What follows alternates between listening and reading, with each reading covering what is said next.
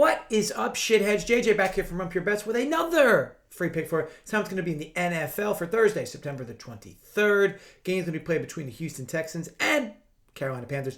Current betting spread is Carolina -8, total 43. So it is recap time. I cashed my spread bet on the Giants last week, Thursday Night Football, +3.5, but lost the Heineke rush prop.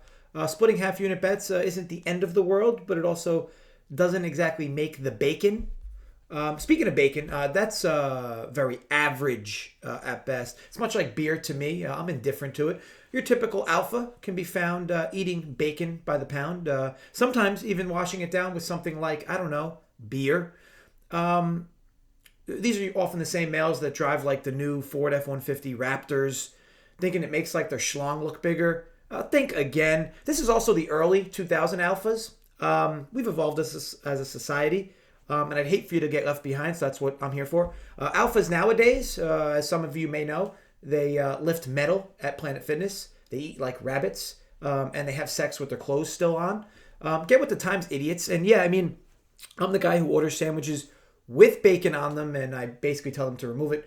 I'm all for pork, but most of it's overrated. Stay hungry, my friends. All right, look, let's talk some foosball. So, Texans, Panthers. Throat's a little cloggy. It's nice to be back to full unit wagers for me, now both in NFL and college football. I had a good Saturday and Sunday as well, so and the week was topped off by a nice little 1 to 10 point win by the Ravens. As I said in my weekly NFL vid, and even on the live show, felt very confident that Chiefs-Ravens game would be decided by 10 points or less, and I found, well, you could have done multiple different things to get yourself there, but many markets also had that winning margin bet, so all good. But anyway, let's try to roll some momentum into here. So my favorite bet in this game is actually Carolina Panthers under 26.5 team total. Got this -110 FanDuel in New Jersey. First of all, Panthers defense specifically has looked awesome thus far, right? I know the sample's small, but this currently is your best defense in the National Football League through 2 weeks. Maybe a slight overreaction to this past Saints game, as like stifling the Jets really isn't much of a feat.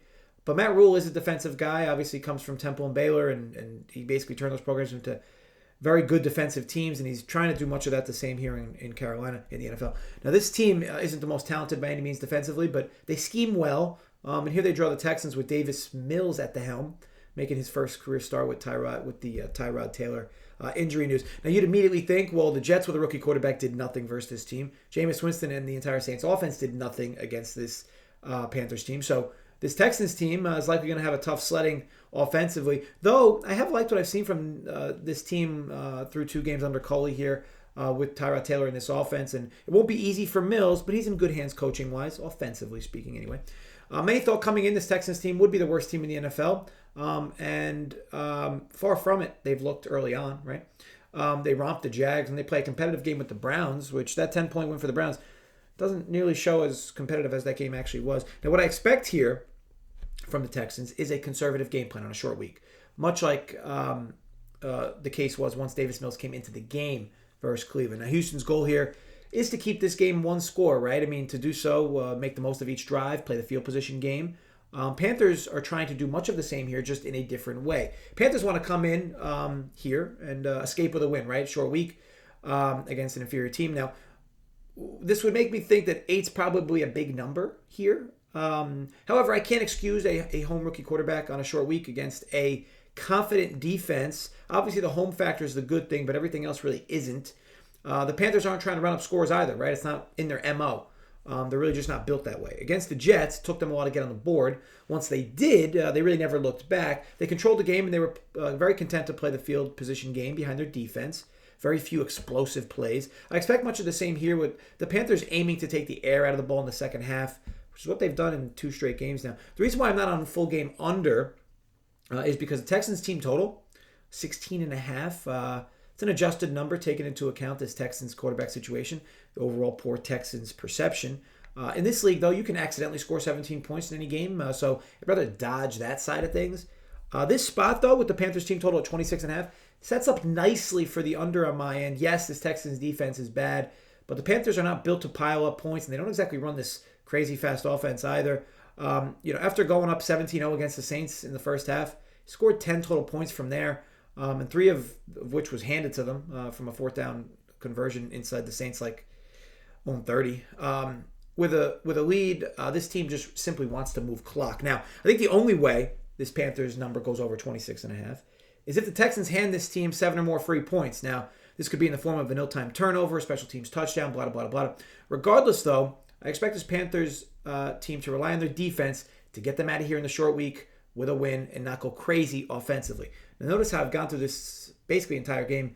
Speaking of a bet with barely mentioning any players, talking about guys like Christian McCaffrey's dick size, cool and all, right? But at the end of the day, you're betting on games, not players. DFS, season-long leagues, best ball, even player props has influenced game betting markets to be so player-happy in their capping. Oh, this team's going to win because this player is going to do this, this, this, this. Some players matter, but not nearly as much as you'd think. And let's get back to handicapping games based on team numbers. And that's what we're doing here. So numbers-wise, 26.5 is a huge number for the Panthers here. And if you guys remember, I bet the Panthers under their team total versus the Jets week 1. I didn't do it last week versus the Saints. Spot was different. But to me, this is right back to that Jets spot where the Jets, they were projected, I think the total was 24.5, 23.5. Practically easily went under that. But some late scare, but ultimately easily went under that, especially with how the Panthers wanted to run clock late. I expect much of that the same here. So again, I'm on that under -110 via FanDuel in New Jersey. May the odds be ever in our favor. Now I will dodge player props for this game as I have it a tricky one. And I often like to give you one bet, one game prop, and one player prop. But the running back committee for Houston clouds things, and the Panthers' offensive setup here is a unique one. Unique in the fact that we know they go to C-Mac often, but Darnold is also content to spread the stat wealth around. So I'm just going to avoid this game entirely this week. I want to thank you all for watching. If you enjoyed, thumbs up. Create some fake accounts more.